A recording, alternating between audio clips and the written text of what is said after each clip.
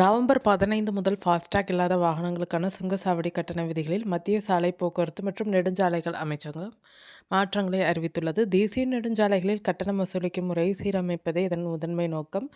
புதிய விதிகளின்படி ஃபாஸ்டாக் இல்லாத வாகனங்கள் ரொக்கமாக சுங்க கட்டணம் செலுத்தினால் வழக்கமான கட்டணத்தை விட 2 மடங்கு செலுத்த வேண்டும்.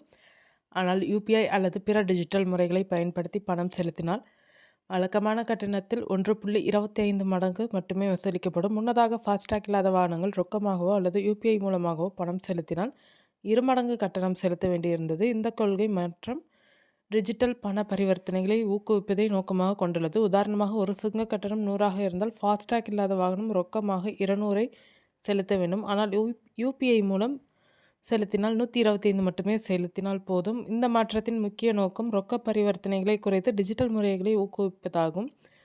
இதனால் சுங்கச்சாவடிகளில் காத்திருப்பு நேரம் குறைவதோடு டிஜிட்டல் பரிவர்த்தனைகள் வெளிப்படைத்தன்மையை மேம்படுத்தி பயணத்தை வேகமாகவும் சீராகவும் மாற்றும் என எதிர்பார்க்கப்படுகிறது.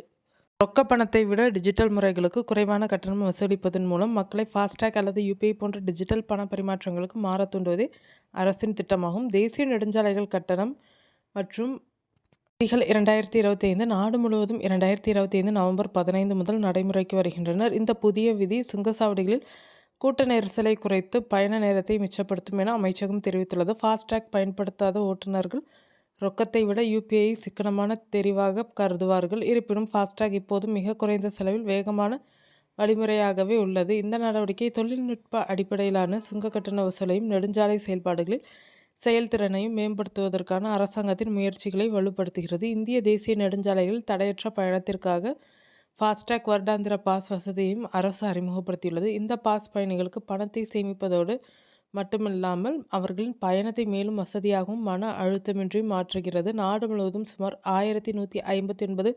சுங்கச்சாவடிகளில் இது செல்லுபடியாகும். இந்திய தேசிய நெடுஞ்சாலைகள் ஆணையம் 4 நாட்களில் 5 லட்சத்திற்கும் அதிகமான ஃபாஸ்டாக் அடிப்படையிலான வருடாந்திர சுங்கச்சாவடி அனுமதிகளை விற்று 150 கோடி வருவாயை ஈட்டியுள்ளது.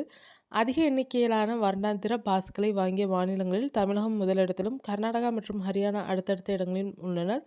கூடுதலாக ஃபாஸ்டாக் வருடாந்திர பாஸ்களை பயன்படுத்தி தமிழகம், கர்நாடகா மற்றும் ஆந்திர பிரதேசம் ஆகிய மாநிலங்களில் சுங்கச்சாவடிகளில் அதிக எண்ணிக்கையிலான பரிவர்த்தனைகள் நடைபெற்றுள்ளதாக NHAI தெரிவித்துள்ளது. வருடாந்திர சுங்கப்பாஸ் என்பது ஒரு ப்ரீபெய்டு வசதியாகும். இதன் மூலம் தனியார் வாகன ஓட்டிகள் ஒருமுறை கட்டணம் செலுத்தி தேசிய நெடுஞ்சாலைகள் மற்றும் எக்ஸ்பிரஸ் வேகளில் உள்ள 200 சுங்கச்சாவடிகள் வரை இலவசமாக பயணிக்கலாம். ஒவ்வொரு பாஸின் விலையும் 3000 ஆகும். இந்த வசதி கார்கள், ஜீப்கள் மற்றும் வேன்களுக்கு கிடைக்கிறது.